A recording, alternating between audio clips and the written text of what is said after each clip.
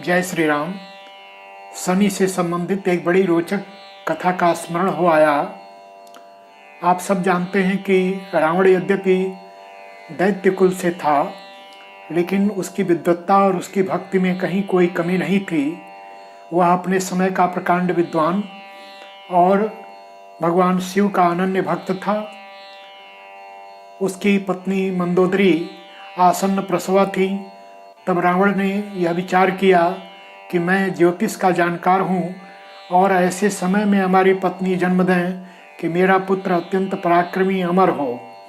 उसने ज्योतिष की कालगणना के अनुसार एक ऐसी तिथि तय किया कि जिस समय उसकी पत्नी मंदोदरी एक बालक को जन्म देती।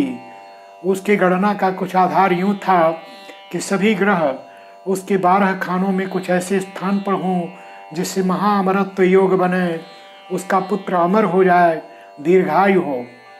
लेकिन रावण के इस निश्चय को देवताओं ने भांप लिया।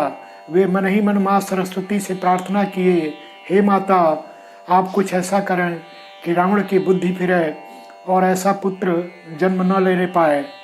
तब उन्होंने कहा कि इस काम के लिए मैं उपयुक्त नहीं।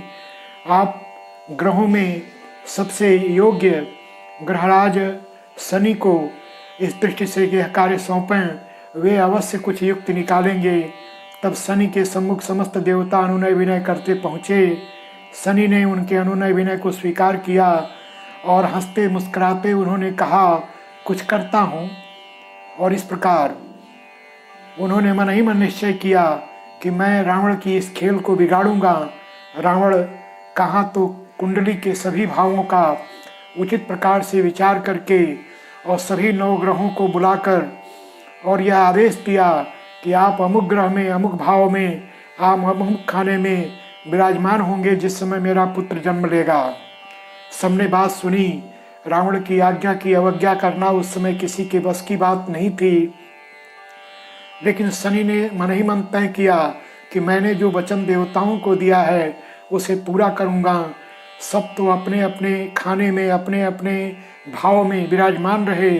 शनि 1 या 2 खाने पीछे हटकर अष्टम भाव में विराजमान हो गए। और इस प्रकार जब बालक ने जन्म लिया तब उसका यह योग बिगड़ गया। रावण ने जब कुंडली का अवलोकन किया तो पाया कि सब तो अपनी जगह उचित स्थान पर कहे के अनुसार थे, लेकिन शनि इस प्रक्रिया में अवज्ञा किए, उल्लंघन किए और उनके इस कृत्य के कारण जो बालक अमर होता वह अल्प आयु क्षीण आयु का एक व्यक्ति हुआ।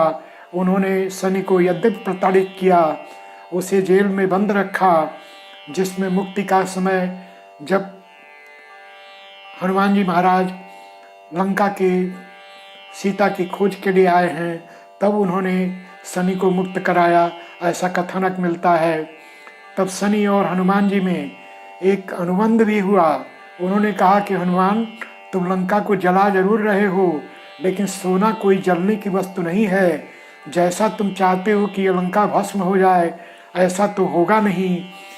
तो ऐसा करो कि तुम मुझे मुक्त करो और मैं इस मुक्ति के बाद कुछ ऐसा करता हूँ कि यह लंका पूरी जलकर राख हो जाएगी।